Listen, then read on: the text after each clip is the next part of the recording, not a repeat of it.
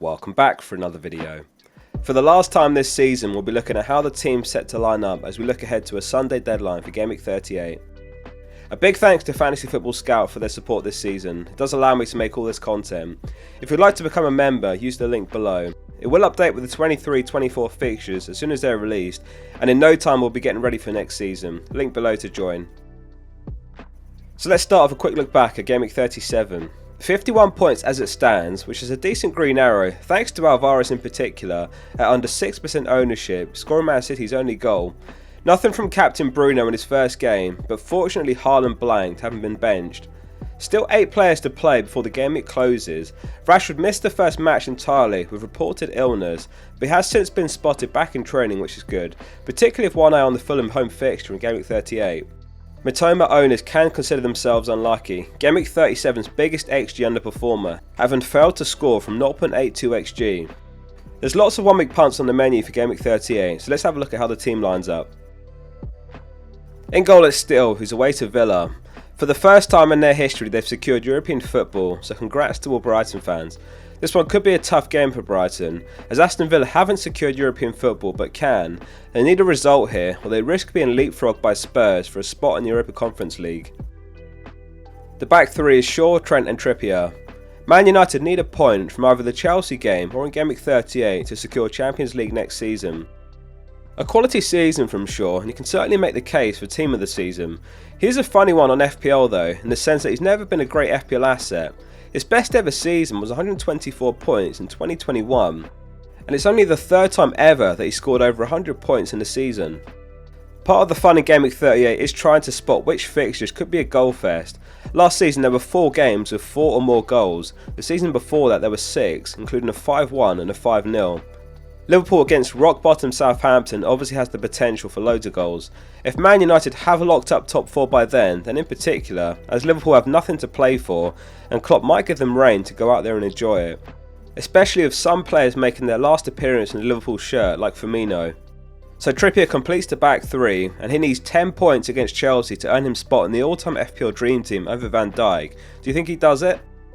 Haaland just needs a couple of points to secure a spot as well, which would be over Van Persie. It'd be incredible if 2 players joined in the same season. The midfielders Fernandes, Rashford, McAllister, Mitoma and Salah. As far as Gameweek 38 captaincy punts, I really like Man United's home fixture against Fulham, particularly if they have sealed top 4 by then, as they have more freedom and probably a more open game.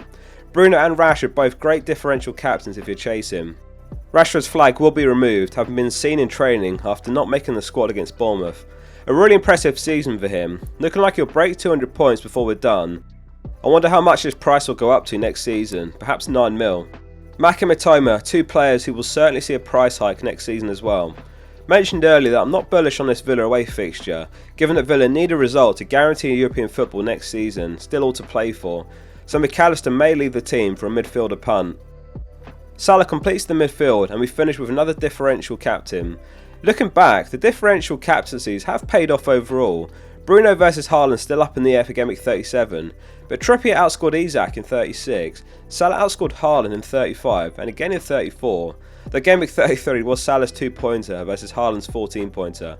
Whether it's worth the stress is another question as well, but the plan was always to have fun in the run-in with a respectable rank out of reach, and it's certainly been enjoyable.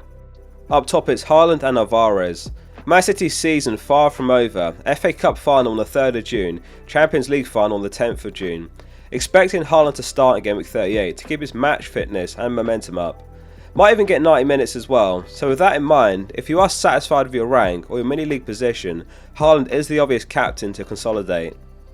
If you're chasing rank or mini-league or just playing for fun, then Salah, Rashford, Bruno, Kane and others all very good picks. Happy to finally get something from Alvarez last game week and hopefully finishes the season with a haul. A bit unlucky to get 4 starts in a row from him and only 1 goal from a City attacker. He's absolutely quality and one to watch next season. I imagine he gets plenty more minutes and he'll still be underpriced. Over the season he's averaged an attacking return every 110 minutes. On the bench it's Raya, Isak, Botman and Zinchenko. You could make the case for starting Isak over a Brighton mid. 1 free transfer to spend, which will depend on early news. Given that all 10 games kick off at the same time, there could be lots that come through, so if possible hold your transfers. So in terms of the transfer plans, there's so many Gameweek 38 punts that look enticing. Even Haaland to Kane not off the cards. The current plan is Isak to Awani, who has 5 goals in 3 games, and he faces Crystal Palace, which could be one of those games with tons of goals. McAllister to Eze is also in consideration, again for the same reason in that same fixture. Thanks for watching all the team selection videos this season, and sorry there was no run at number 1 again, maybe next season.